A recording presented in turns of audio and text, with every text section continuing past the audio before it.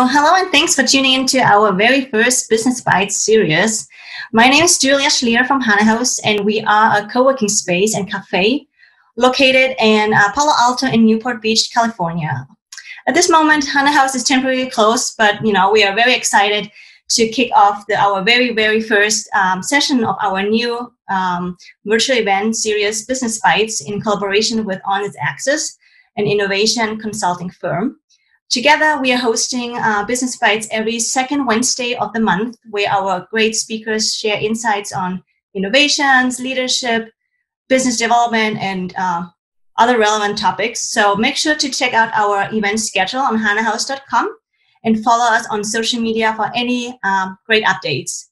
So today, we will be talking about becoming future fit, and where we explore professional development and the changing workforce with Kelly O'Connell.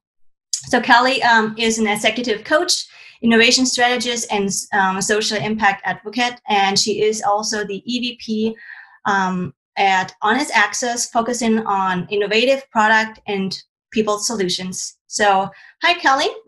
Thanks for facilitating this first Business Bite sessions. And please take it from here. Thank you. Thank you very much, Julia. I'm thrilled to be here and thrilled to be talking with this international audience about the topic of future fit. I'm really excited to be collaborating in this global platform, and I think that this topic is perfectly aligned to the change that we've all had to pivot to create with this series, making it available not at the local co-working space, but in fact to this global audience here via Zoom. So what is future fit? For those of you who joined today, I'll ask you, you have a chat feature. Today we're trying to be as interactive as possible. Please feel free throughout this talk to add your questions within chat, and Julia will be able to share them with us throughout the chat. I want this to be highly interactive. And so I'll start off with this very first question, which is, what is future fit? To all of you, had you heard of the concept of future fit before joining and accepting the invitation for Business Bites today? Or was this a new concept to you? And if it was new, what did you think of it? At the end of today's talk, we will have an opportunity for all of you to be able to chime in and ask open questions and answers. I will try to leave 15 minutes at the end for any questions about professional development in this future workforce. But throughout the talk, do feel free to utilize that chat feature. We have placed you on mute as a collective group. You do have the ability to unmute, so if you prefer to ask your question out loud, do feel free to chime in. Today, I'll be speaking from my professional experience. I have a HR and change management background with over 10 years of working with everything from pre-seed stage startups all the way to Fortune 100 companies. I've been blessed to be able to work with some of the largest global organizations and to be able to work with some of the now unicorns at early stages in their startup life. And I've been able to see the impact of change even within those organizations. What does it mean for you, this idea of future fit, this idea of a changing workforce? We're going to talk about that today in the context of your career development, thinking about how your work life and entire life may align in the future. And I'll be guided through today's talk by presenting information that isn't just my own ideas.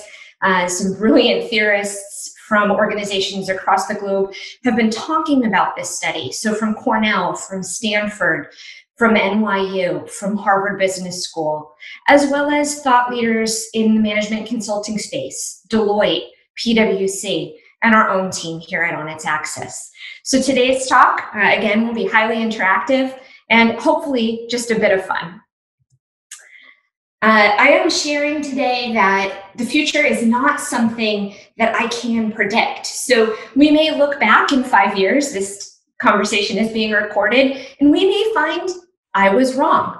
But the information that I'm presenting to you about the future of the workforce, about what work may look like in 2030, what work may look like in 2040, is based on historic precedent. It's based on the social institutions that sociologists and anthropologists have been studying in research for many years. It's based on the work of instructional designers and educational leaders.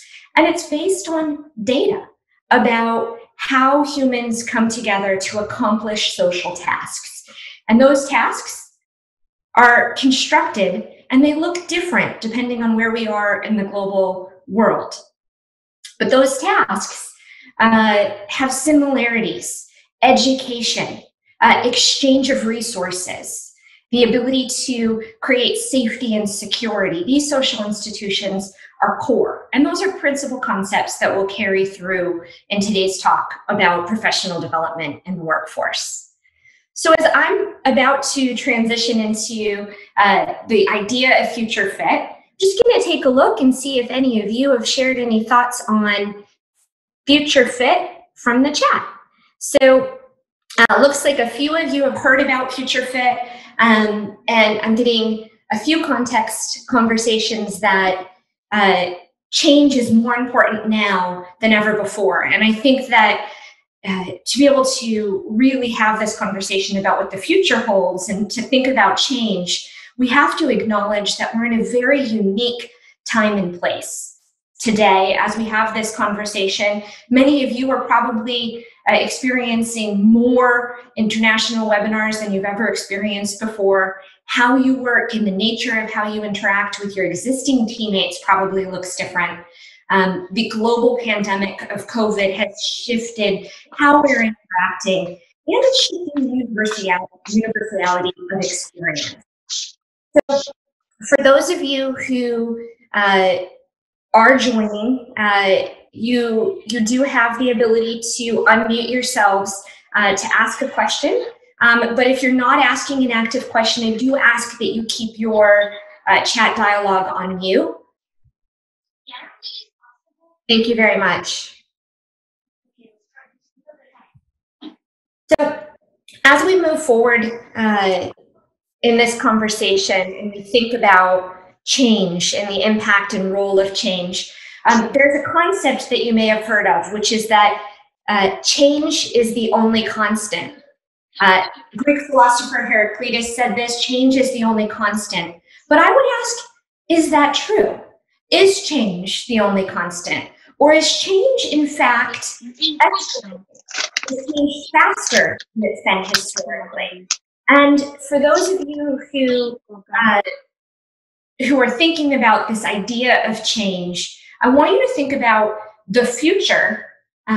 It's my belief that the future of work is going to be deeply impacted by changes in our social institutions.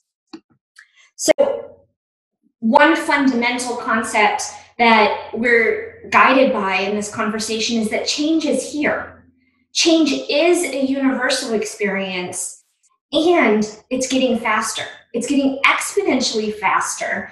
And our generation, the people who are living in the world today, the many generations alive today, are living through a fundamental transformation in how we work.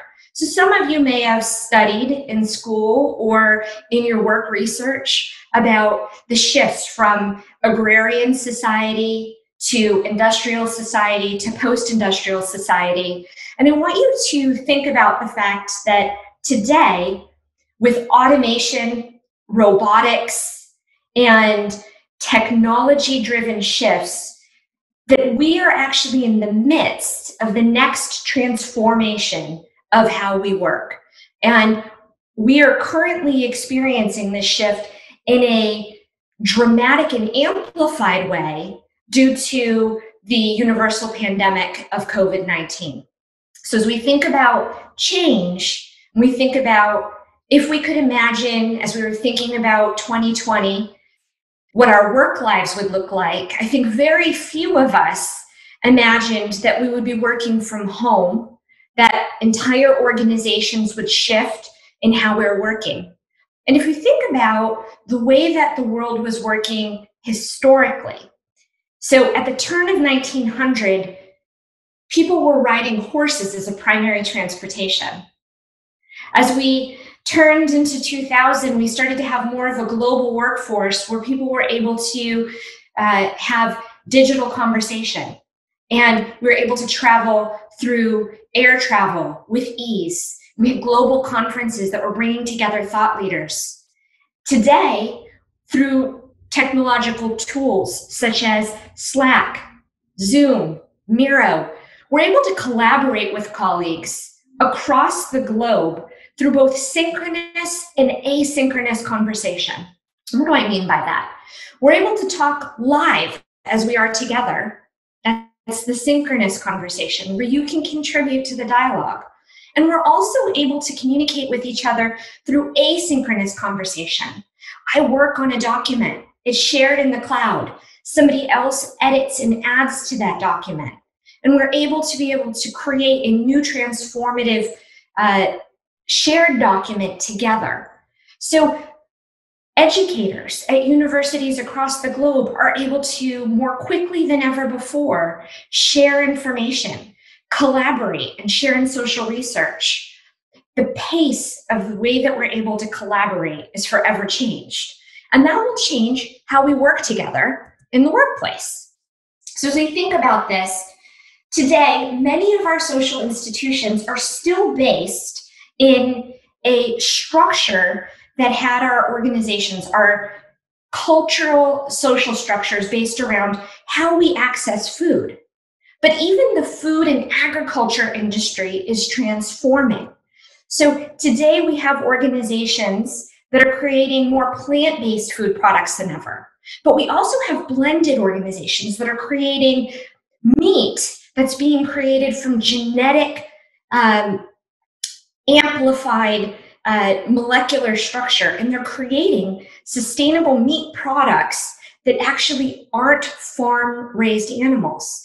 And this is a shift. So if you think about this, if our structure isn't based around how we access food, if our structure isn't based around our home structure and the safety of our resources, if we're able to collaborate globally at speed, how does that shift how we work?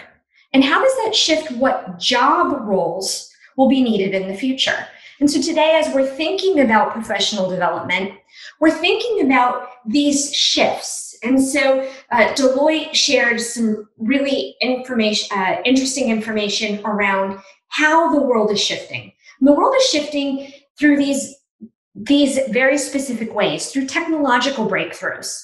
So the fact that we're all able to communicate together via this conference is one aspect. The fact that we're able to create an alternative currency through the use of tools like Bitcoin. The fact that we have a demographic shift where we're more globally diverse than we've ever been before. That we have a shift from a suburban to a rapid urbanization. That we have shifts in the control of who has power in the world based on resource availability and resource scarcity.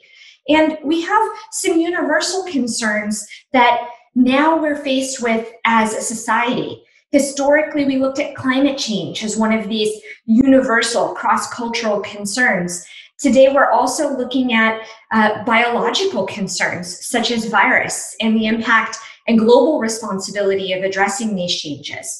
And so as we think about how the world changes and how we're able to shift, how does that impact the companies of the future and the ways that companies work? And that's really where we start the conversation around life and work. And so when we think about future fit, maybe we think about drones, robotics, artificial intelligence. We think about all of the Teslas we see driving. We think about the fact that we have the first privately launched space shuttle out of the United States happening this year. We think about the speed at which we're globally able to collaborate to come up with vaccines. These are shifts in how our world is working together, how we're collaborating.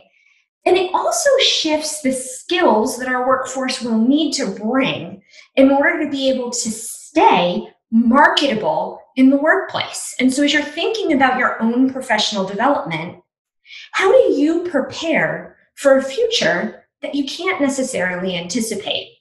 And that's really where we're going to have some fun with today's conversation. So just to refresh, the future of enterprise is shifting, the future of how people work will shift, and the future of how work gets done is going to shift. And this information is brought to us by Deloitte, who shared that these are some ways that they anticipate that we may see the world shift. There's more of a partnership ecosystem. We have a more inclusive workforce. And so as I think about my experience in working with companies, I'm blessed to work with a company that's location independent. So we're headquartered in Southern California with a secondary headquarter in Philadelphia, but we have team members in London. We have team members across the globe. And we work on projects largely remotely, even prior to the COVID impact. And so we work in spaces like Hana House and spaces across the globe. And we work with companies in person on client site and remotely. Companies themselves are shifting their structure. So they're looking at how they balance the work that needs to be done between full-time fixed labor professionals, so a traditional employee, consulting, and independent contractors. And if you're not familiar with the difference, you may have actually experienced this. If you've ever taken an Uber, ordered Postmates, which is now part of the Uber family, if you've ever ordered Instacarts to have your groceries delivered, this is part of the gig economy. So individuals who are choosing to be able to pick up contract work to help a company get work done. If you stayed at an Airbnb, you're looking at the shift of how work gets done in the workplace. There are many different ways that you can develop your career. And one of the ways that I'm hoping to be able to inspire you to think about as you think about future fit is to be mindful about what your own personal strengths are. Mindful about what's important to you and the pillars of what's important to you in your day-to-day life. So a concept that I lean on heavily is a concept of work and life alignment. And when I think about this as a do or die scenario. So what do all these changes mean for the workforce? Well, changes mean that companies that don't adapt will fail. And this is unfortunately also true of professionals in the workplace. Adaptability is a key skill for the future fit workforce. You have to be prepared for change in the workplace. And so one of the interactive questions that I'll ask of this group comes next. So if we think about this is a big concept that I'm laying out there. I'm saying that companies that don't prepare for change will fail. This is uncomfortable to think about, but I want each of you just to take a moment and think about your own lives. Is there a company or a technology that you used in childhood that you don't know of today? I'll give an example. I'm born of an age when people had landlines with answering machines, and I currently have my college-age nephew staying in my home with me. And I was telling him about an answering machine. And he said, "What is that?"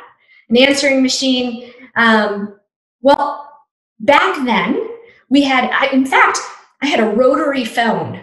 That's when I had to dial instead of being able to click a button or tap my watch to make a phone call. The only way that I could receive a phone call was if I was home or if it recorded on a tape. And when I got back home, I could play back the message. That's an example of a technology that shifted.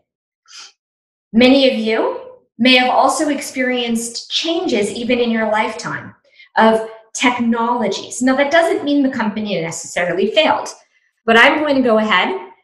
I'm going to ask all of you a group question. And so I'd love you to answer this in the chat.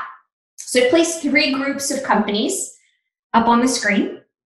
Group A, Group B, and Group C. And I'd love for you to tell me what these three groups have in common. So I'll give you just a minute to add it into the chat. So when you look at these companies, what do these three groups have in common?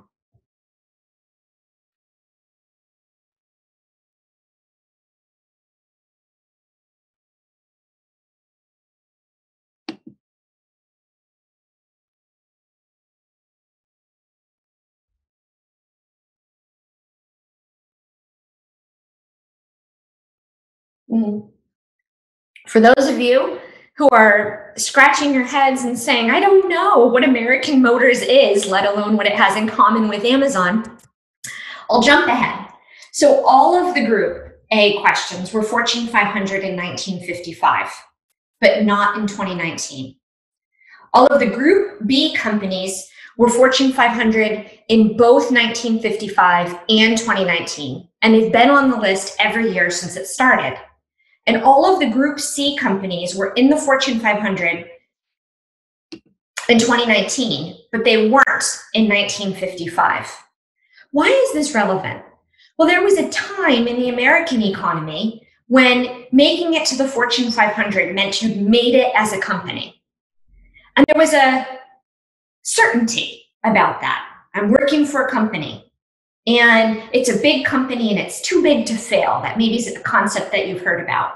And so you imagine if a company that big has shifted, isn't able to innovate, how does that change the jobs available? How does that change the demographics of the city that that company has its headquarters in? How does that change the structure of how we're educating people for work if these companies fail?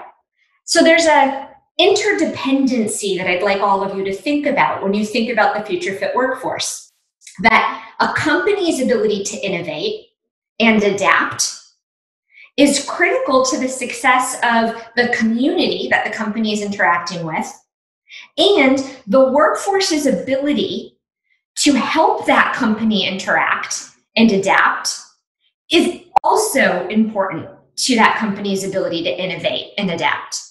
So as you're thinking about this, I want you to think about these companies, and I want you to say, wow, only 52 companies have been on the Fortune 500 since 1955. Only 52 companies. So in my work in talent acquisition, one of the things that often happens when I'm talking with people is they think that they want to work for a big company because of the perceived stability of that big company job.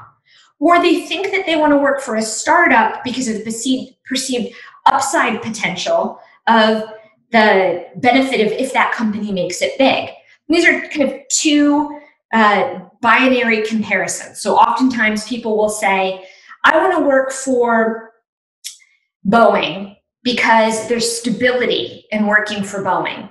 Or I want to work for the next Uber because I think that's a way to make it big and I want to be part of something disruptive. But I want you to know that in the future workforce, the large companies need to find a way to innovate, and the innovative companies need to find a way to create stability to be able to impact. And so change agility is going to be about these two types of companies becoming more gray. That the larger organizations start to operate and act more like the startups, and the startups start to create some process, some repeatable process, some structure, a roadmap, and a clear and compelling vision in the same way that a Fortune 500 company has to create some fiscal responsibility around where revenue outputs come for that company. And there's going to be more of a gray blend between these two groups. And that shifts professional development. Because when I think about how I want to work, coming back to this concept of mindfulness, I want to think about myself and what skills are important to me as a professional. I want to think about what I bring to an organization. And I want to think about where I feel most comfortable. So many of you on the call are currently in corporate roles, and you have been working for large organizations. And I'm going to make the assumption that in doing that, you've attended at least one meeting where you thought, I don't know why I'm here, or I don't know what the purpose of this meeting is. For some of you, you may have been on a student project where you thought, I'm the only one doing anything to contribute in this project, or you felt other than. You felt like, I'm questioning why I'm interacting in this way. And that's what I mean by mindfulness, an awareness of how you're experiencing something that's a shared experience, an awareness of how your experience is unique and different. And I want you to compare that and add to it a need to be empathetic to the people around you. And these are two key skills that I believe are going to be essential to change agility and to the future of the workforce. Mindfulness about your own needs, your own strengths, your own skills, and empathy about the needs, strengths, and skills of the people around you. And as we shift our professional development and how we're educated from Coursera to Teachable to Canva, from global institutions to new online MBA programs and a phone app that you can take in an asynchronous format, education is shifting. The need for information is not shifting. The need for continuous learning is not shifting. But how that learning is being transferred to us is shifting. So these are three pillars as we think about professional development I want you to think about. Your personal mindfulness about who you are, how important it is to you for you to have job stability, for you to feel prestige in your work, for you to have a great income, for you to make change in the world. These are all factors that help you to decide what type of role to pursue. Think about the people around you and who you want to work with. Are you in work that you like to do very insular? You prefer and gravitate towards an independent study project versus a team project when you're given a chance? Or do you think about, I always want to be in front of a group. I want to be interacting as part of a group. And then how about learning? How we learn will change. Some of you may have even been in a university program this year where you chose to be in a classroom experience. You chose an experience where you're in a 4-year university to go on campus. And 6 weeks into your semester or your quarter, you found yourself working from home, interacting with classmates over a Zoom style conference. Or maybe you're a parent homeschooling your children and you're taking a more active role. Regardless, professional development is going to include these three concepts: continuous learning, regardless of the format, internal mindfulness, and external empathy. And these are really important concepts as we think about the future of the workforce. To bring it home, people are the key to change, agility, and to innovation. So the future is changing. How we respond to that change is a human experience, but we're also part of the catalyst for that change. Many of the changes we're experiencing are due to human behavior, human desire. We choose to get groceries delivered instead of going to a supermarket. We choose to take a course online instead of going into a classroom. We're making choices that shift the demand for how solutions are delivered. The concept, the social institution isn't changing. There will still be a need for healthcare, a role for some sort of a philosophy or religion, a role for education, a role for security and stability and health. But how we as people expect that to be delivered to us will change. Anybody who's had a telemedicine appointment over the last 4 weeks can think about that. I don't know about you, but I personally really prefer having a telemedicine appointment for something like a dermatological visit. You can look at something and tell me what that is. If I'm going to see a dermatologist, I'd rather that first appointment be from the convenience of my home. I save 3 hours on my day. That for me is really valuable. For somebody else, they may prefer the peace of mind of that appointment being in person. We get choice, and the choice and the diversity of that choice will shift the pace of change. So what does this mean for you? It means that in the future, we need to be prepared to move fast. We need to be open to the changes. We need to be receptive as people. So the skills that we have to hone are change agility, empathy and openness, and a social value. We have to understand how what we're doing ties to the social structures around us. To do that, we need to take time for self-reflection. We need systems and process. We need some concept of a giving and a receiving.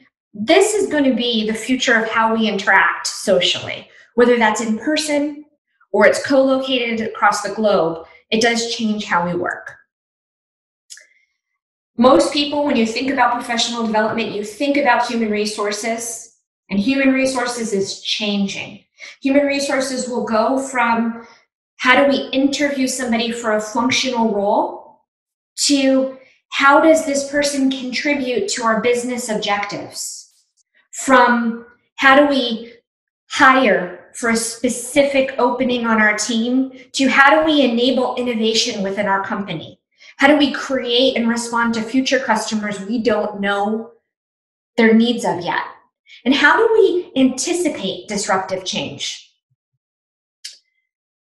If you're still wondering, the clear lesson in this is adaptability. In organizations and individuals and society, professional development of the future will be about adaptability. It will be about creating skills within yourself that allow you to be able to accept, anticipate, and respond to change in the world. We are really in a unique time in the world because we're given an opportunity through data. So we talked early in this conversation about AI and about research, and the largest global research on innovation was conducted by a Silicon Valley-based software as a service company, Swarm Vision, and they identified 8 key predictive indexes around profile types around innovation and the types of behaviors that connect us in the workforce. And so I'd love for you to take a look at this. It's called Swarm Vision.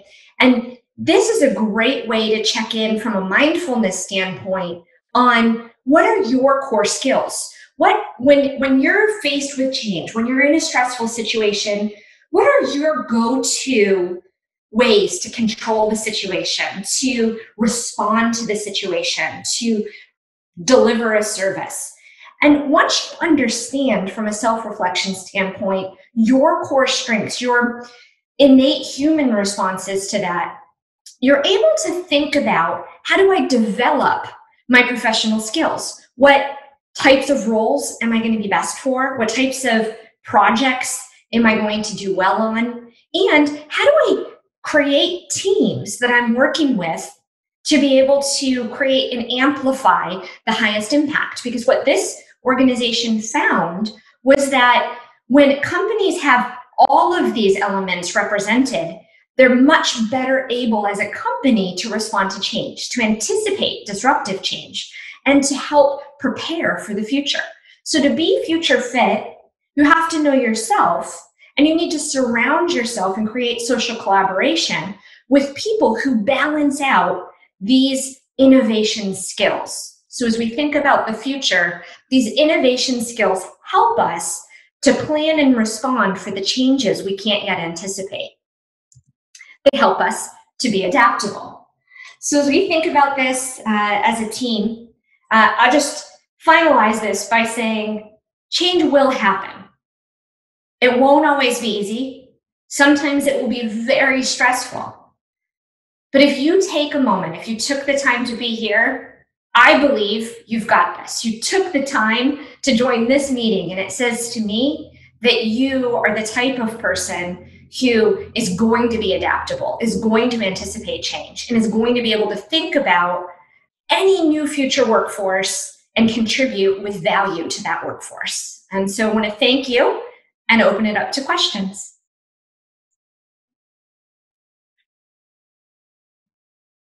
And I'll allow Julia to read the chats and then ask the questions for me. I see a question here from Andrew. So thank you, Andrew, for this question. So he would like to understand how the number of independent workers has grown since 1955, when those companies were first on the Fortune 500. Oh, that's an interesting question, Andrew. I can speak to it from 2008, and I'm afraid that I'll have to go back and find out from 1955. But what I can say is that from 1955 to 2000, what we saw was a major shift in the diversity of employees in the workforce, a major shift in how work was being done. So the number of, and I'm speaking about the United States because that's where my core professional experience has come as I respond to this. But in the United States, the number of two-party or two-income households has grown dramatically from 1955. And the number of employees went from the majority of work in the workforce prior to 2008, over 83% of workers in the workforce were either full or part-time employees of a company. Today, that number hovers right around 70% of the workforce is a full or part-time employee of a company versus independent contractor or consultant for a company. And many companies are shifting that to a 60-40 blend, though we have many examples of companies that operate where the majority of their workforce is actually gig-based labor. As we think about some of them that I named earlier, Uber and Uber Eats would be a great example of that.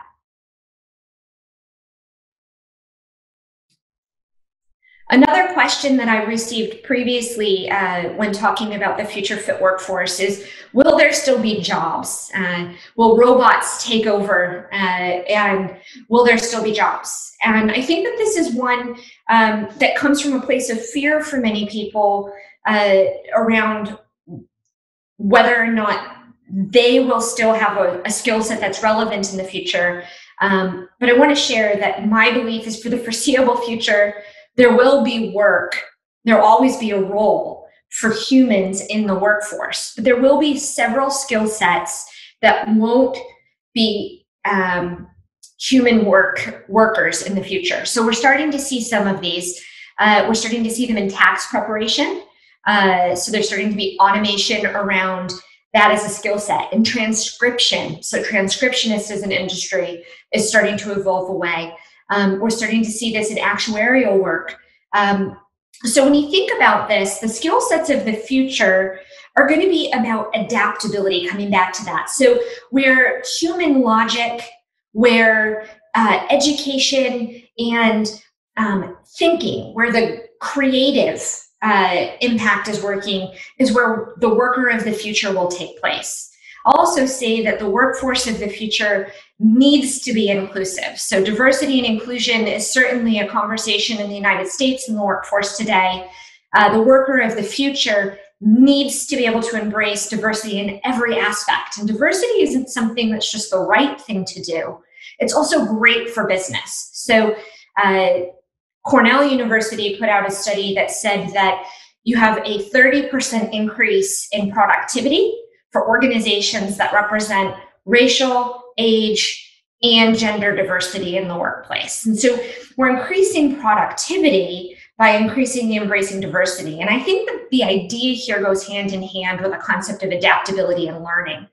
As long as you're empathetic about other people's experience, we're going to increase our creativity, the number of solutions that we can come up with, and we're going to increase our potential as a social team. So thank you for giving me the opportunity to talk a bit today about the Future Fit workforce. I hope that you learned something today. I hope that today was valuable and interesting.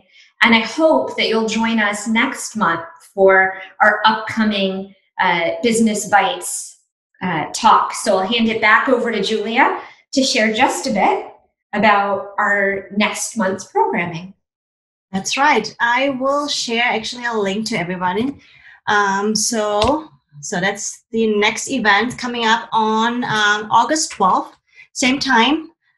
We will have a fireside chat with experts of industry thought leaders talking about, does technology enable innovation, or does it drive innovation? So pretty exciting topic. We'll have Nancy Wang from Amazon, Richard Lombardi from Black Knight, and Raman Dylan from Procure Technologies to share real life examples from their professional experience about the role that technology plays in innovation. So I've just shared a link in the chat, so please have a look and please join us the next time. We're excited to see you again. And before we all jump out, there's another link which I would like to share with you right now. It's a little survey just to hear your thoughts on this current event and what we could do the next time to make it more, maybe better if you feel. But yeah, thank you for joining in. Thanks for being part of this first Business Bites. And we're looking forward to see and hear from you again. Thank you very much, Julia. Thank you for everybody again for giving me the opportunity to chat with you and talk a little bit about the future of the workforce. I'm thrilled to be here, and I'm also available for any questions following this. Please feel free to link in with me on LinkedIn, and I've also shared my direct contact information on this final thank you slide. Thank you very much. Thank you. Thank you. Thank you.